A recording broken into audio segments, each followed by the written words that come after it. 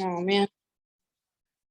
Hello, my name is Michael Randolph, and I'm with the Center for Nonprofit and Community Development. And what we do is work with nonprofits in terms of putting together that 501c3 status and then working with them to build that capacity so that nonprofit can be functional. Today, we have a student in class.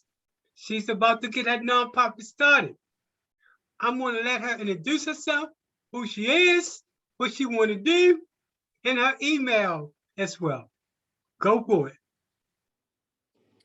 Hi, my name is Erica Zapita. I'm currently starting my nonprofit, which is All Hands on Deck. It's basically targeting kids that are coming out of the system. And the reason let them know what the system is. The foster care system. Yeah, because some people, when you say system, they think it's prison. So, so make sure you know the population we're dealing with, right? So make sure they understand that she's talking about foster care, not prison, right? Although it's good to work with people from prison as well. Don't get me wrong. But this nonprofit deals with foster care. Okay. Coming out of the foster care system, the reason for my nonprofit is because I was a foster child myself. I was raised in a system from 5 to 18 years old and, aged out. And I didn't have that much knowledge or I wasn't informed. So the whole point of my nonprofit is to inform the foster kids that are coming out of the system and, giving them information, being able to help them with clothing, food, information as far as what they can do with schooling or, just anything to help them out coming out of their situation. So tell us, what would happen to a child if they didn't have a program like you in place? Well, I know when I was aging out and they didn't have a program that was really detailed, I was lost. I didn't know what to do. I didn't know how to balance a checkbook. I didn't know how to manage my money. There was times where I needed things, and being that I didn't know how to manage my money, I didn't have those necessities, such as whether it was hygiene products, food, and even though we got a check, I still was not managing my money, and I didn't have information. I didn't know about food stamps. They didn't tell us about food stamps when I was aging out. They didn't, I was misinformed on a lot of things, and unfortunately, I had to find out when I was older. Just coming across it or just talking to people, I wasn't. I didn't have the appropriate skills. Understand. And this, let me add also that a lot of kids that are aging out of foster care end up in the streets with no place to go. A lot of kids that are aging out of foster care end up with depression. Some kind of depression could be so severe that they have to give them medication. A lot of time, especially if you're a female and you're aging out, you can end up in prostitution. And if you're male and you're aging out, you could end up in prison. So what am I saying? The service that she is about to provide actually saves lives. And it also increasing the success rates of that person that's aging out, which means that it's a less burden on government. Yes. So what's your email? Where can they send donations or learn more about your organization? Erica, my first name, Erica, Erica, Sapita, together.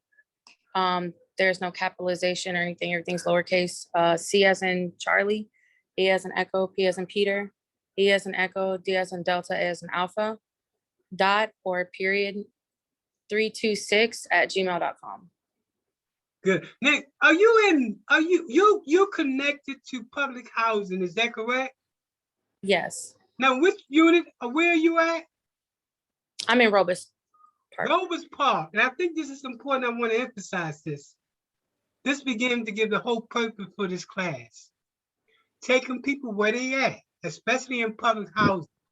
And Robles Park is a public housing facility in Tampa, Florida. Taking them from where they at to where they need to be at.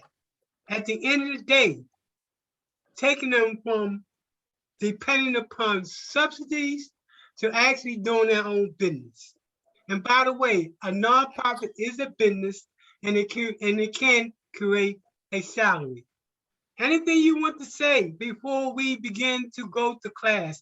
This is a little bit of information about what the class will consist of. It's going to be an 8 to 9 week course dealing with organizational capacity. How do you build your organization to full capacity? It's going to deal with teaching a theory of change, a logic model, a business plan, a strategic plan, critical thinking, all of those things necessary to make your nonprofit functionable and to be able to go against those nonprofits that currently do what you do. Why do I say that? Because a lot of groups are out there that are supposed to be helping kids that are aging out of foster care, but it's not. It's a paycheck to them. They're just a number.